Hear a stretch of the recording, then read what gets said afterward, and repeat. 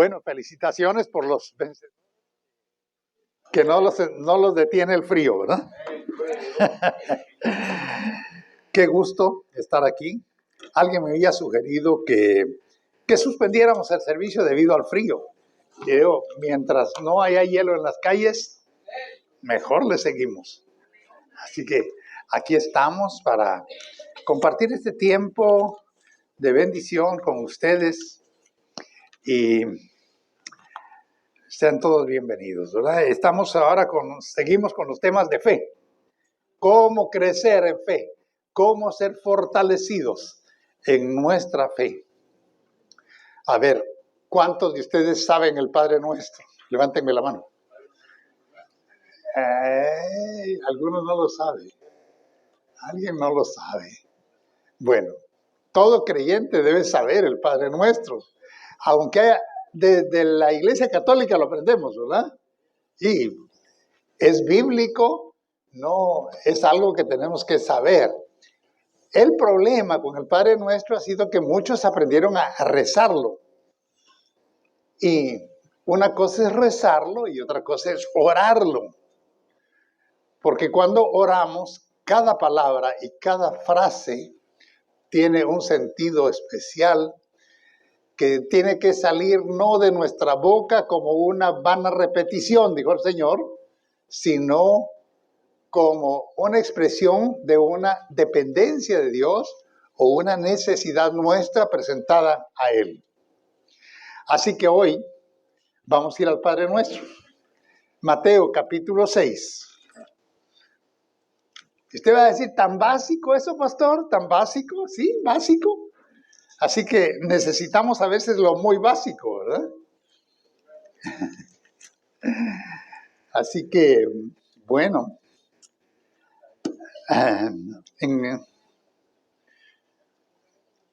específicamente vamos a comenzar en el versículo 5 y de ahí vamos a desprendernos a la que es concretamente la oración que el Señor les dijo a sus discípulos que hicieran.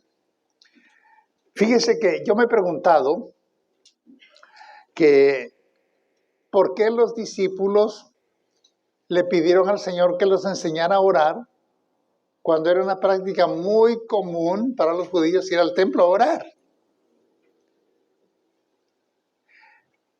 Todos sabían orar. Incluso Jesús mencionó de aquellos que se paraban en las plazas y en las esquinas de las calles a orar. Enseñó la parábola de los dos hombres que se fueron al templo a orar. Y aquí los discípulos le dicen, enséñanos a orar. ¿Por qué creen ustedes que le estaba pidiendo que enseñemos a orar? Enséñanos a orar de manera que aprendamos a ver resultados.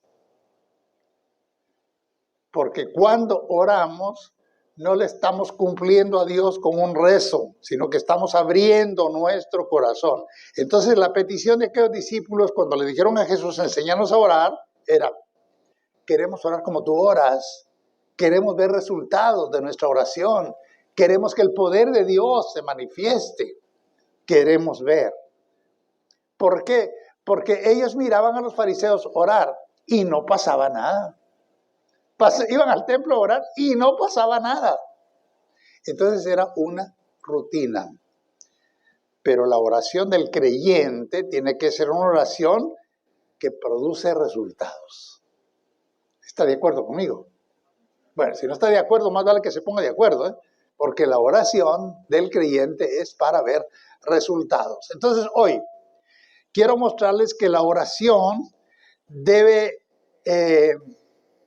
expresar un deseo de un sometimiento a la voluntad de Dios y no a nuestros caprichos o deseos carnales que podamos tener.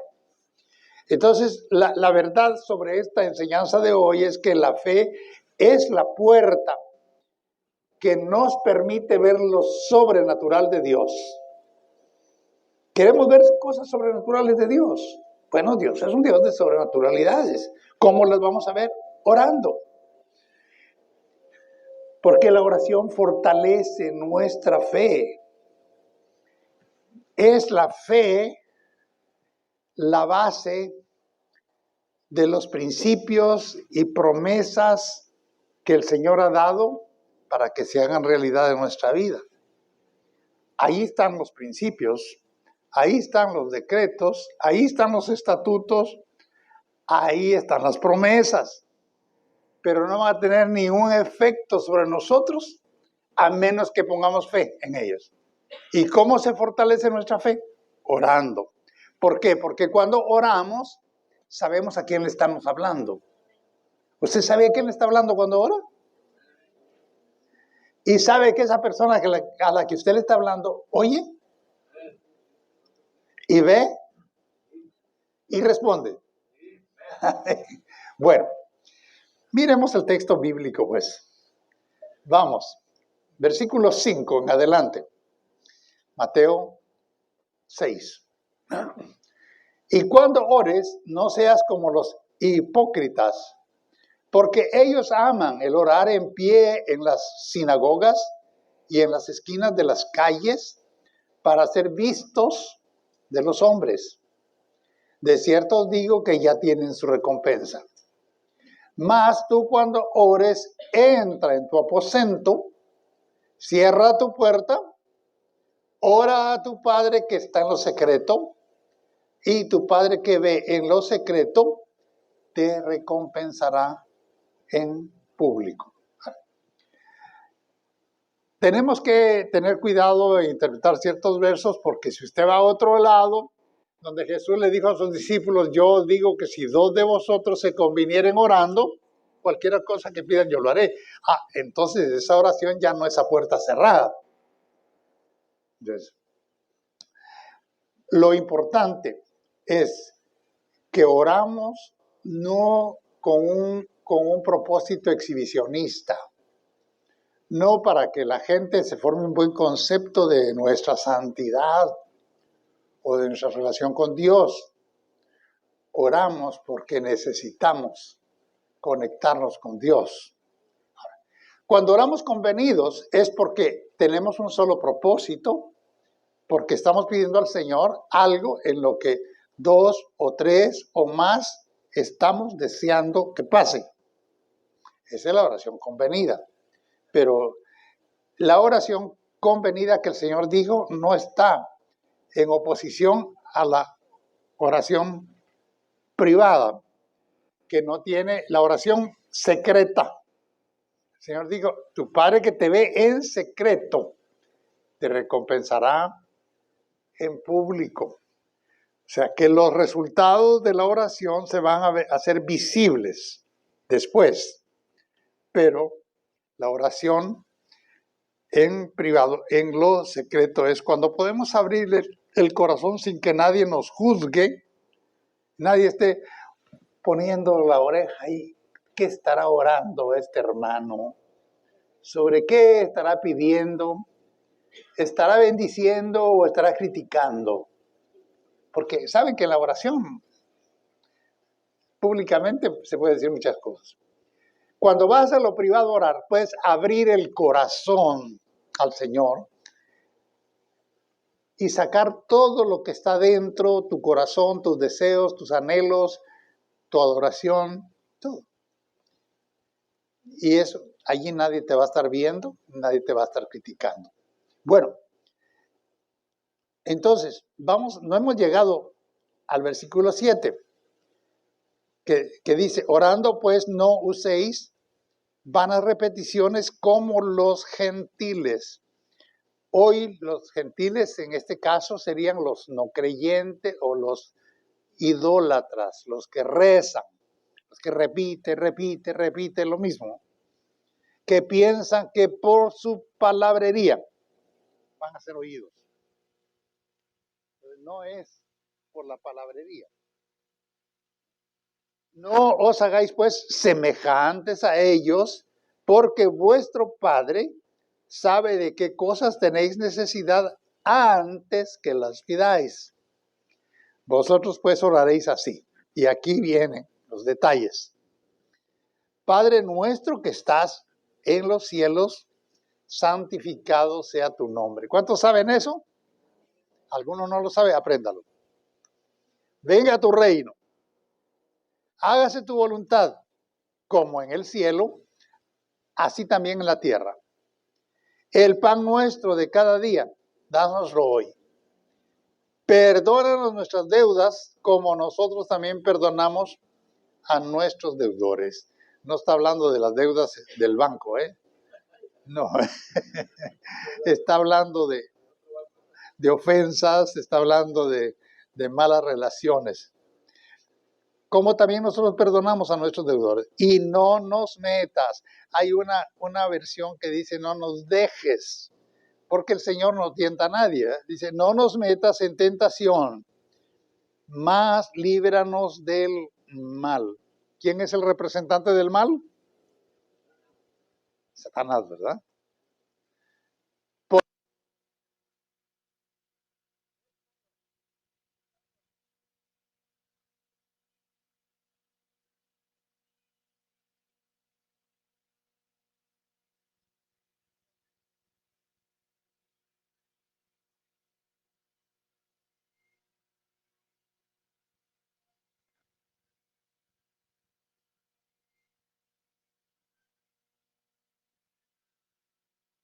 Bueno, ahora sí.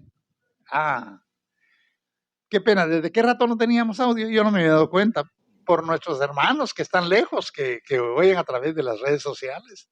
Bueno, entonces el Señor dijo, porque si perdonáis a los hombres sus ofensas, os perdonará también a vosotros vuestro Padre Celestial.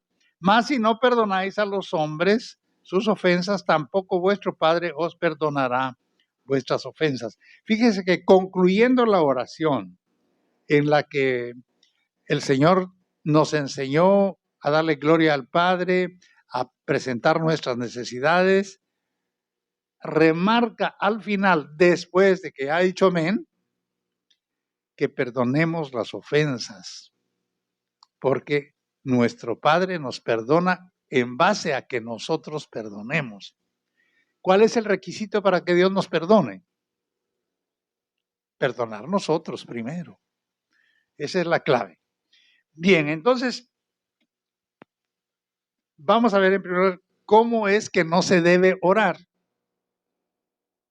Usted dirá, pues yo oro como siento. Sí, pero hay cosas que no debemos orar. Primero, el Señor dijo, como los hipócritas. ¿Para qué oran los hipócritas? Para ser vistos. Y que les digan, qué bonito oras. Qué pieza oratoria la que le estaba diciendo a Dios. Y la gente a veces piensa, ¿cómo oro? ¿Qué palabras digo? Hermanos, el Señor conoce todo el lenguaje, español, inglés, como quieras orarle. Si sabes chino, ora en chino, pues como sea. El Señor conoce todas las palabras. Entonces, no importa que, no tenemos que rebuscar palabras bonitas para impresionar a Dios con palabras bonitas. A la gente se le puede impresionar con palabras rebuscadas, pero a Dios no lo impresionó. Si sabemos, si en nuestro lenguaje natural que hablamos, pues hay palabras así un poco elevadas, como dicen aquí, domingueras, pues díganlas, pues parte de su lenguaje. Pero si su lenguaje es común, muy popular, con ese lenguaje háblele al Señor, háblele al Señor. Mire, yo les voy a hacer una confesión. Cuando yo empecé a involucrarme en el ministerio, me gustaba oír un predicador que tenía un lenguaje florido, era un poeta y adornaba y todo. Porque ese es el lenguaje que yo estaba acostumbrado a hablar, así muy elevado. Y entonces cuando el Señor me llamó al ministerio, yo le dije, Señor, yo quiero hacerme entendible. Quiero hacerme entendible.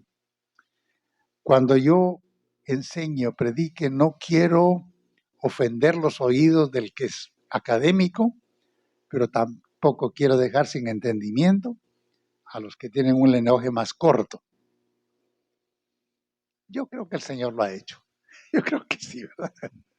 Ustedes sabrán si me doy a entender. Bueno, entonces lo que estaba diciéndoles es que cuando oramos, no es cuestión de que, yo me voy a aprender una oración que diga palabras muy bonitas y que sea una pieza poética. No se preocupe de eso. Usted vaya delante del Señor y diga al Señor, aquí está mi corazón, esto es lo que siento, esto es lo que te pido, esto es lo que anhelo, estos son mis sueños, esta es la crisis que estoy viviendo, con sus palabras. No se preocupe de que nadie lo está oyendo, solo el Señor, que entiende todas las palabras y todos los lenguajes. Entonces no se debe usar como los hipócritas, que solo para que los miren. Y el verso 7 dice, no usando vanas repeticiones.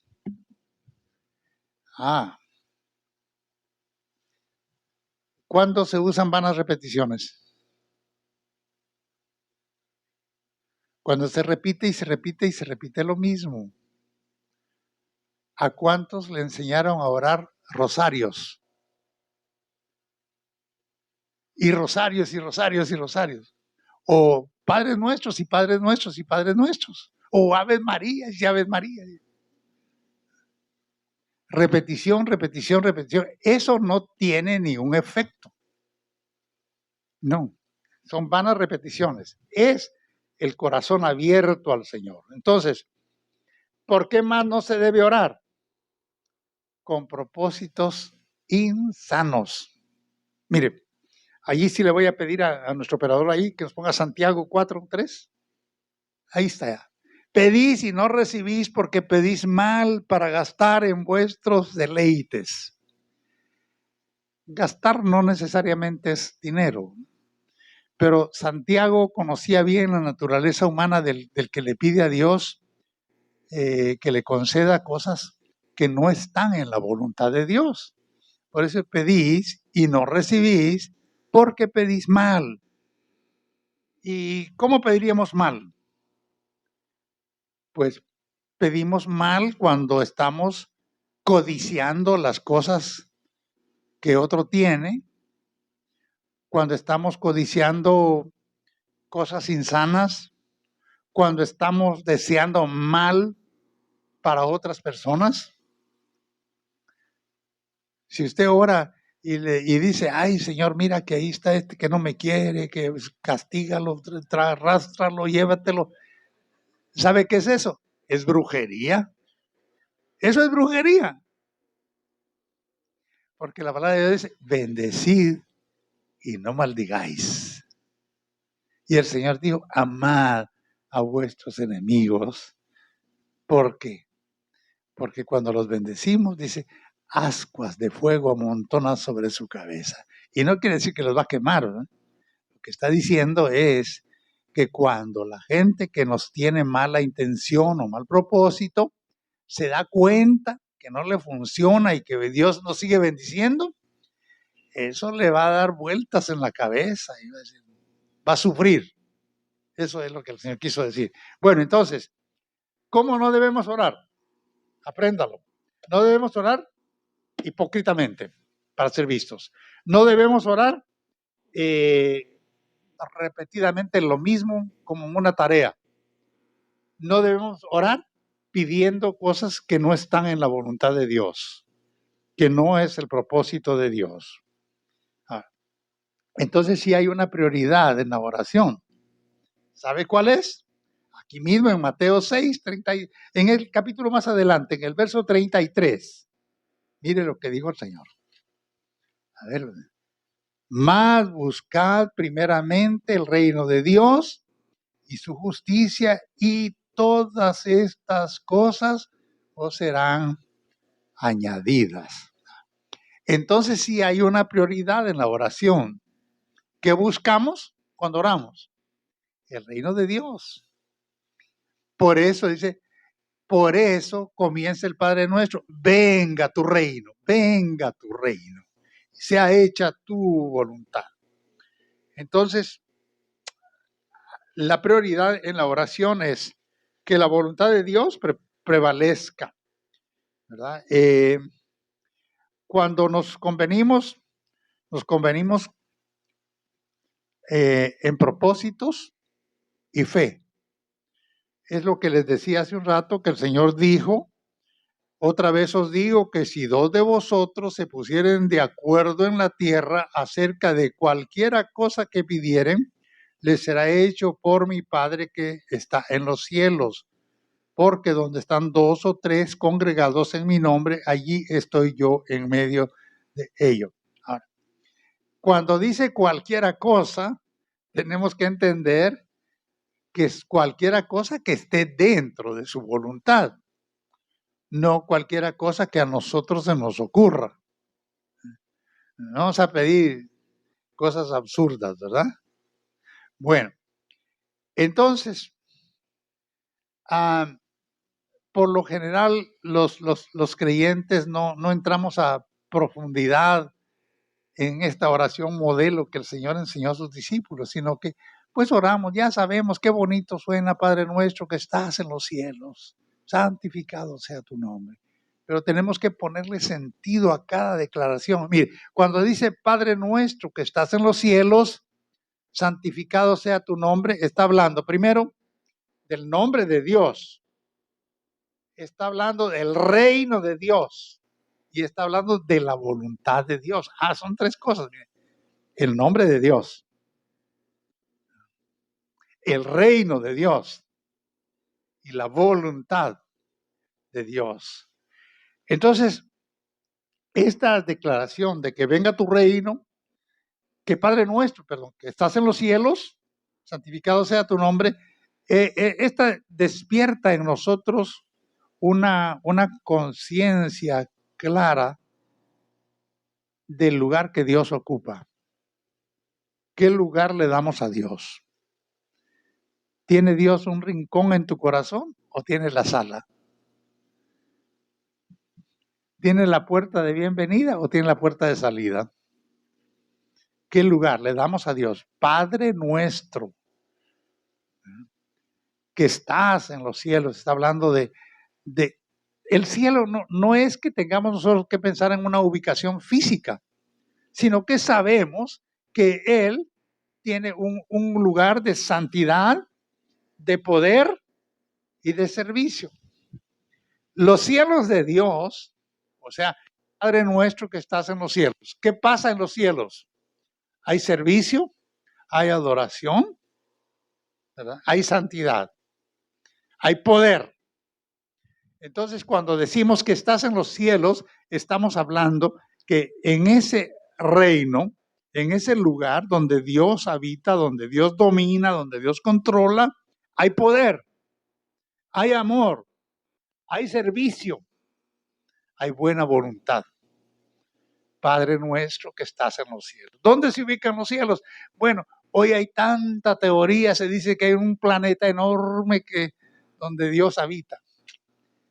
Olvídese, usted no tiene que perder el sueño por buscar un lugar físico para los cielos de Dios. Dios sabe. El apóstol Pablo dice que él conocía a un hombre que había sido subido hasta el 3er cielo. Pues, ¿cuál es el primer cielo, el segundo cielo? El primer cielo creo que es eso azul, miramos, ¿verdad? El segundo, pues yo ya no le puedo decir, ni el tercero. Bueno, entonces, es un lugar donde Dios controla todo, donde en su reino las cosas son muy, muy diferentes que aquí en la tierra, porque allá prevalece la justicia, la verdad y el amor. Es un reconocimiento de las cosas que son diferentes en la tierra. ¿Qué hay aquí en la tierra? Bueno, usted sabe qué hay aquí en la tierra, ¿verdad? Me va a decir, sí, hay una iglesia poderosa que conoce a Jesucristo. Sí, hay una iglesia, pero hay un mundo también donde impera el odio, el rencor, la maldad, la violencia, la envidia, las rencillas. Entonces, esta tierra no puede ser el cielo. Por lo menos así como está ahora. No. Hay un lugar para el Señor. Entonces, cuando le decimos que estás en los cielos, estamos diciendo en ese lugar diferente donde pasan cosas que no pasan aquí en la tierra donde nosotros estamos, pero que pueden venir hacia nosotros por medio de la fe. Por eso dice, venga tu reino. Entonces, estamos invocando que el reino de Dios, el cual buscamos primeramente antes que cualquier otra cosa, como dice la palabra, sí puede manifestarse en nuestra vida personal. ¿Por qué? Porque nosotros hemos sido trasladados de la potestad de las tinieblas al reino de su amado Hijo. Y en ese reino habitamos. ¿Sabe usted? ¿Cuántos saben que habitamos en ese reino? Perdón. Bueno, entonces cuando decimos venga tu reino, es porque estamos diciendo al Señor que las cosas que pasan allá, la justicia, la verdad, el amor, las realizaciones, la santidad, venga a nosotros, que habite entre nosotros. Así que allí termina, digamos, la primera parte, que es adoración y reconocimiento de Dios. Pero luego la oración se vuelca hacia nosotros. ¿Cómo? ¿Qué queremos que Dios haga con nosotros? ¿Se ha preguntado usted alguna vez qué es lo que usted quiere que Dios haga con su vida? Le ha dicho, Señor, ¿qué quieres que yo haga? Así le dijo una vez Pablo, cuando fue tocado por el Señor, cuando fue deslumbrado. Dice, ¿qué quieres que yo haga? Bueno, yo creo que esa pregunta debería ser para nosotros también. Pero, miren, dice, el pan nuestro de cada día, dánoslo hoy. Eso expresa confianza en la provisión material, confianza en que reconocemos que en los cielos no hay escasez, que los recursos de Dios nunca se agotan y que, pues así como a los israelitas les dio maná por 40 años, no importa cuántos años vivamos nosotros, si le creemos al Señor, siempre tendremos la provisión de Él en nuestra vida. ¿Usted lo cree? ¿Usted lo cree? ¿Eh? ¿Cuántos de ustedes han aguantado hambre? Bueno, yo creo que aquí ninguno. Pero sí hay gente que aguanta hambre. Aparte que ayunen, eso es otra cosa. En enero se pone de moda ayunar los 21 días del ayuno de Daniel.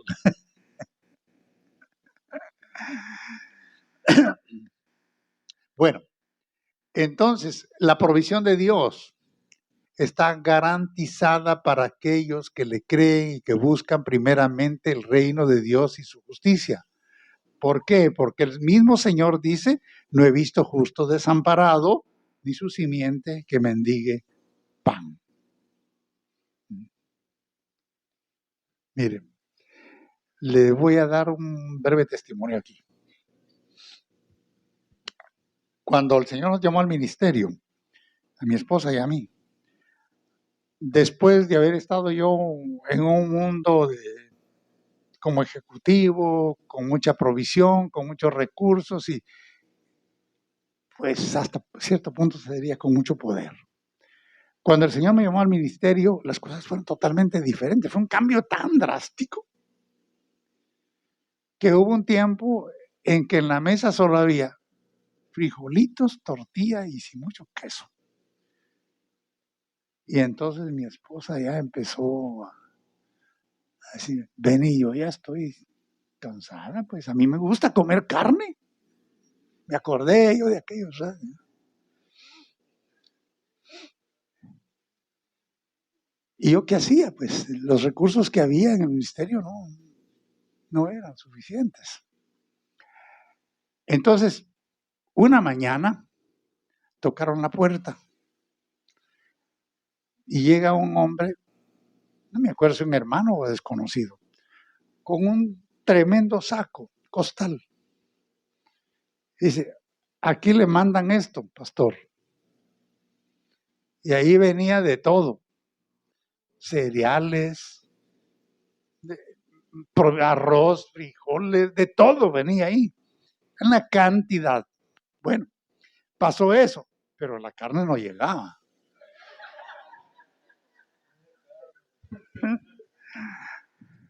Bueno,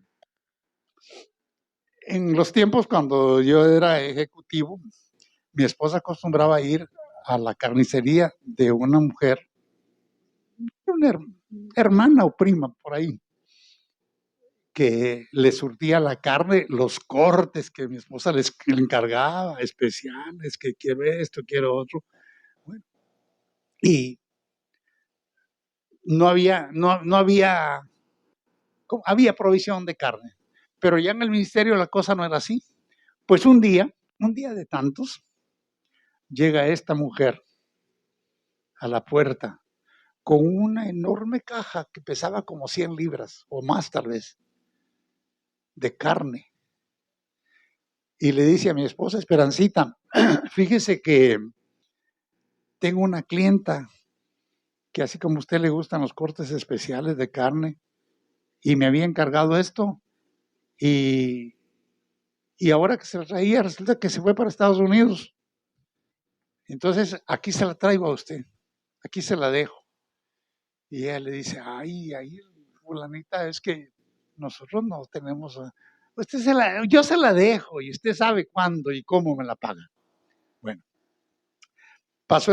hubo carne hasta para un hermano que andaba conmigo todo el tiempo ahí como la sombra.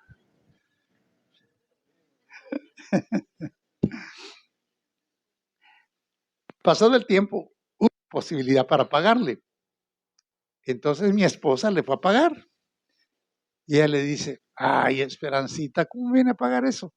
Si yo se la llevé con todo mi corazón, pero le dije que era para otra persona porque si no, no me lo hubiera recibido, ya la conozco. Y yo quería que usted recibiera eso. Entonces, fue una provisión sobrenatural.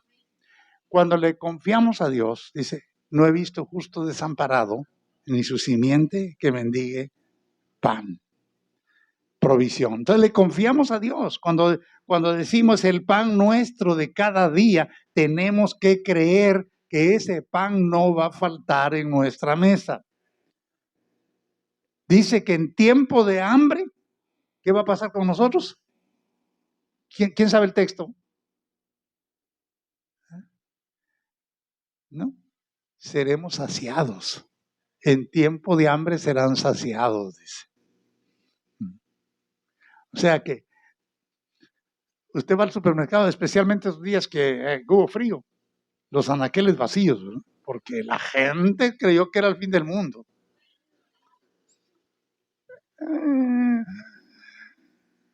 Pero los hijos de Dios siempre tendrán provisión.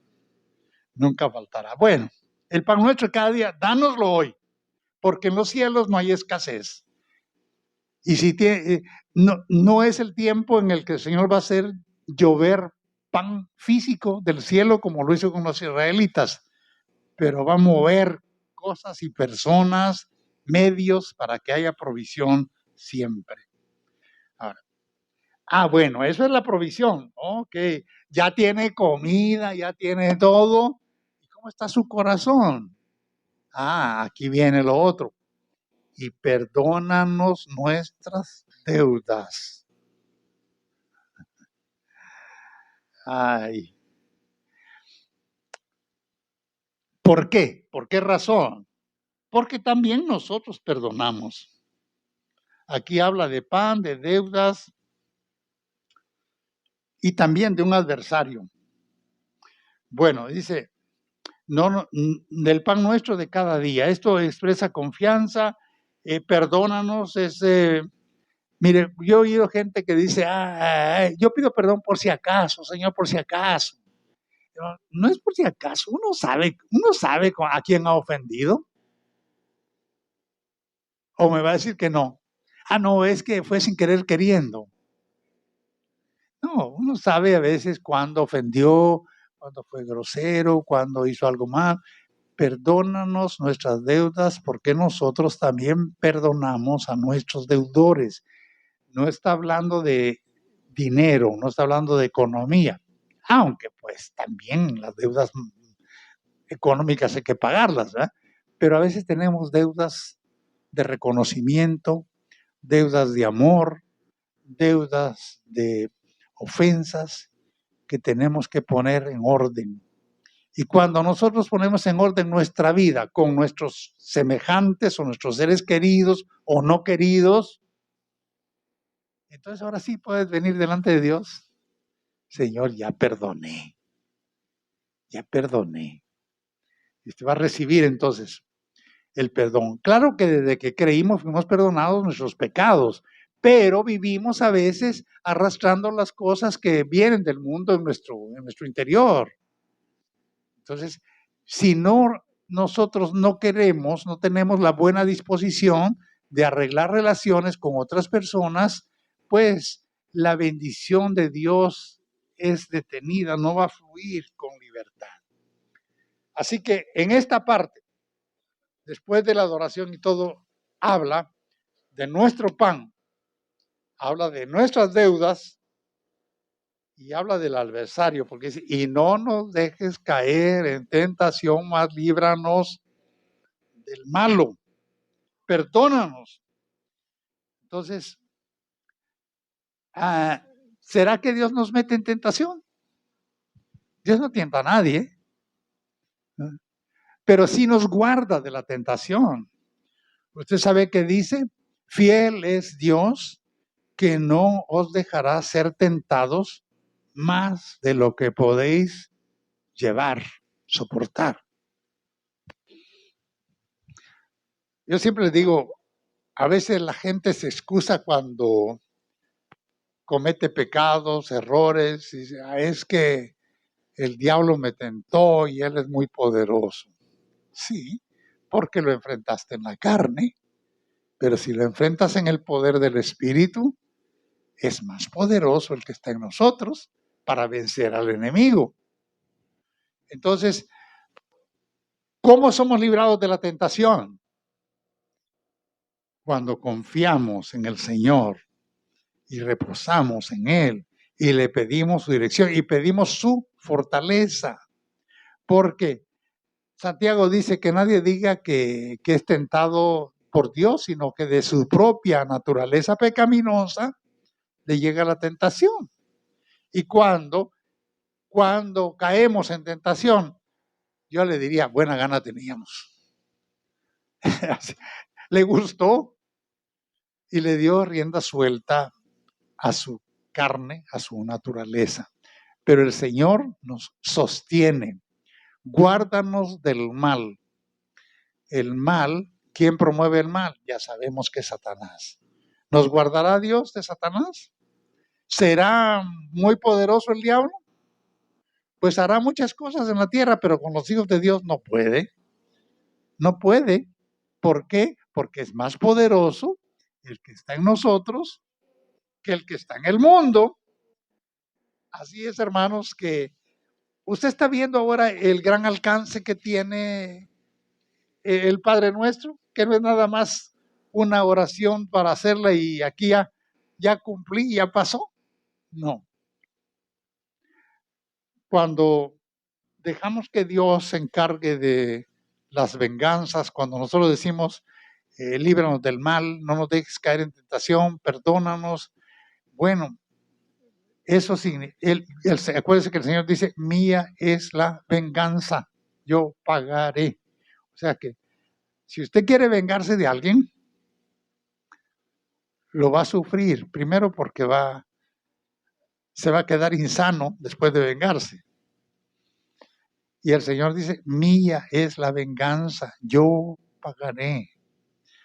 De modo que si no te quieren, si te hacen daño, si te tienen malos deseos, hay quien te defienda.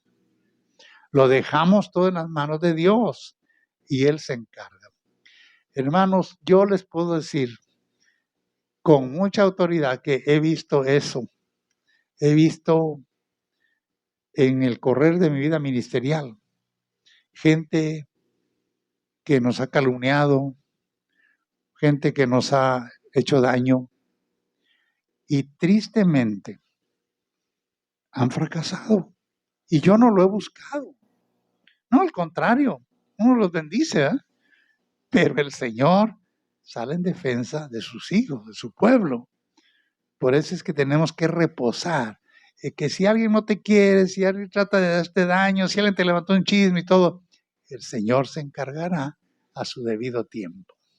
Nosotros tenemos la fortaleza para soportar los embates del enemigo y las tentaciones. Porque todos tenemos debilidades, pero el Señor nos fortalece. ¿Por qué?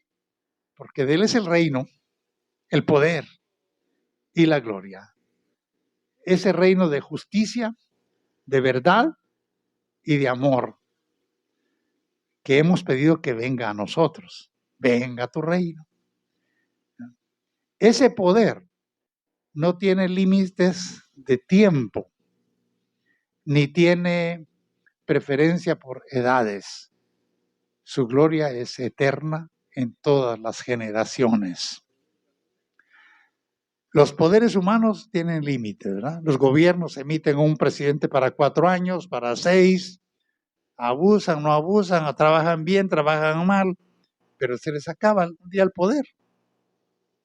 Pero el poder de Dios es desde la eternidad hasta la eternidad. Y cuando nosotros depositamos nuestra vida en sus manos, estamos a la sombra de sus alas. Por eso dice el Salmo 91, que el que habita al abrigo del Altísimo mora a la sombra del Omnipotente. Los dejo aquí, que Dios les bendiga. Ahora el Padre Nuestro, de aquí en adelante. Sí, ¿verdad? Amén. Bueno, nos ponemos de pie, vamos a orar.